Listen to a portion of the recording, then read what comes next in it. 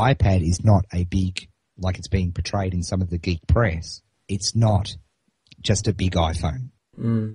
They're completely, geeks are not the market for the iPad. It's my father-in-law and mother-in-law. It's, it's people, it's baby boomers. It's people who don't care what the device is made up of, what's inside it, what's the processor.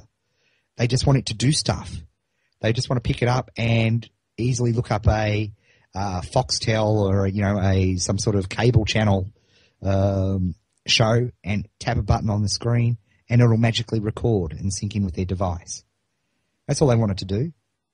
They're not interested in the tech. They just want to see photos from, their grandkids.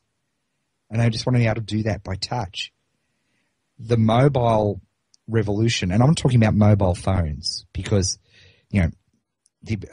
that's ubiquitous. What I'm talking about is us consuming information mobile in new ways and having it come over the air. That is a huge trend. I think as marketers, we need to be aware of it. I'm certainly getting, for example, you talk about the tangible, getting all of our ebooks translated into EPUB format, which is the open format which the iPad will use to distribute books. And it's beautiful. Once these things are released, go into your local Apple store and try it. I dare you to walk out without buying one. I dare you. Because it is an experience like I cannot describe.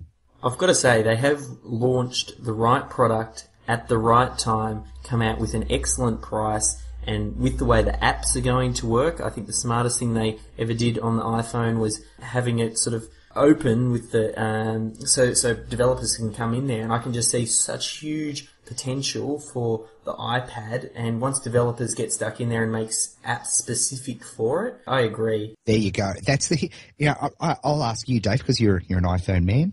How many of Apple's actual applications do you use on the iPhone compared to third-party ones? Probably just a handful, like to a factor if I'd use 5 or 6 times more of third-party applications. Exactly. And that's it. That's it right there. People I can't wait. Like I'm sitting here talking to you, and you can hear I'll just rub it for sound effects. I've got a yellow pad, the classic Gary Halbert yellow legal pad, sitting on my knee here for notes. I can't wait for that to be an iPad. Yeah.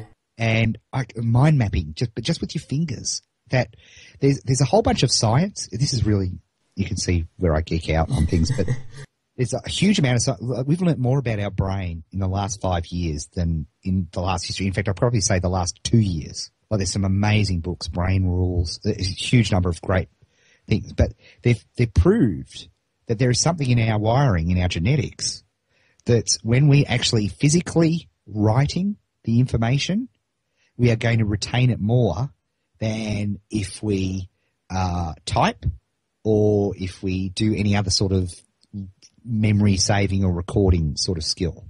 It's absolute scientific fact, and they've tracked it and they've done it. And what's exciting to me is that the iPad will give you the best of all worlds. You'll get that digital saving, that ability to keep it and have it ability to have those notes with you wherever you happen to be, but you get like the unlimited yellow notepad. You just don't have to keep replacing. And if I leave this one at home, I'm stuffed because it's got all my stuff on it for today, and I'd be lost. But I use a pen and paper because, as geeky as I am, I realise that there are fundamental things that are very analog and very fundamental. Again, fundamental. I think drawing on your experience with Gary Halbert, Gary used to always talk about the idea, and a lot of great copywriters talk about the idea of taking excellent sales pieces and rewriting them out by hand. And the idea being it's connecting your hand to your brain, and it's the closest that you can get to the person who created that excellent sales copy piece. And it's almost like it's effectively modelling. I wish Gary was alive today to see the amount of stuff that he used to talk about that was just gut feel to him, now scientifically proven because of our ability to see what's going on inside the brain without having to cut people open. I really wish he was, because he'd be sitting back there and just going, I told you so. Those shit weasels. I told you so. Listened. I told you so. And that's it. He would be, and he would absolutely would be. And that I did that. I sat down and did that. And it's an interesting thing, because so many people will read that. And when you first start doing it, gosh, it's tedious. I've got to tell you, any distraction from writing out a sales letter, because it's just your hand starts to hurt a bit and you're going, is this really doing anything? But I tell you what, if you actually do it and you just do it as an exercise, it does. It helps. The next time you come to writing a piece, you'd be amazed how much easier it is because you're fueling up your brain. Again, we know now how the brain's working, and we know the brain requires fuel. We know, for example, scientifically, that writer's block is really the brain equivalent of running out of fuel for your car, that you just haven't got enough. If you got enough fuel, enough information, writer's block's never a problem. It becomes a problem when two things happen. The writer's block is only two things. One is a lack of information, and two is this internal resistance because you're afraid to put something on paper because once you've committed something to paper, now you're going to be judged. Now people will tell you whether it's good or bad. If you don't do it, nobody will judge you. And often your brain, thinking that it's protecting you, will say, well, I'll tell you what, it's better not to do anything than being judged. And it's this, and that's important because sadly, back however many millions of years ago, you're sitting there and you hear this crack and this guttural roar and you turn around and out of the corner of your eye, not 20 meters away, is a saber-toothed tiger. Now, if you run, you are dead because it's that much further. Often the smartest thing, and think about animals.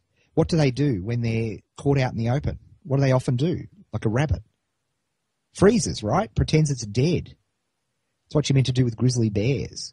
This is core. This is genetic material over millions of years. And so our brain often judges and again, Seth Godin talks about this quite a bit in Linchpin. This lizard part of our brain, that core, the oldest part of our brain, is just about protecting you. It's all it is. It's so you can breed. That's all it wants to do. It wants to keep you healthy enough so you can breed with somebody. And when when you're not useful at breeding anymore, it wants to pop you off. That's all it is. That's all it does. And trouble is, in this modern world, that protection mechanism really causes some heartache when you're in the business of creating content. Because it still equates you publishing that blog post with you staying still so you're not eaten by a saber-toothed tiger. Because somebody writing some words on a computer somewhere, which has no physical impact whatsoever, your brain still gives the same weight as being torn limb from limb by a saber-toothed tiger. That's a problem. That's a real problem. And that's why, and here's the cool thing, by actually acknowledging that and actually saying it to yourself and really believing it, that's half the battle over. Then the other half of the battle is to just sit your damn butt in the chair and knock something out and acknowledge straight off the bat, this is going to be crap. This is going to be total rubbish, but I don't care. I am going to belt out for the next 30 minutes this article. I'm not going to go back and edit. Then I'm going to let it rest. Then I'm going to come back and edit it with fresh eyes. And I'm not going to promise myself I'm not going to publish anything without editing it first. Because there's this tendency in this bam, bam, bam, our ability, especially when and it's even worse actually, when you write something that you actually think, oh, that's pretty good. You want to get it up straight away on your blog. No, sit on it. What do all the great copywriters do, Dave? They finish off their first draft. What do?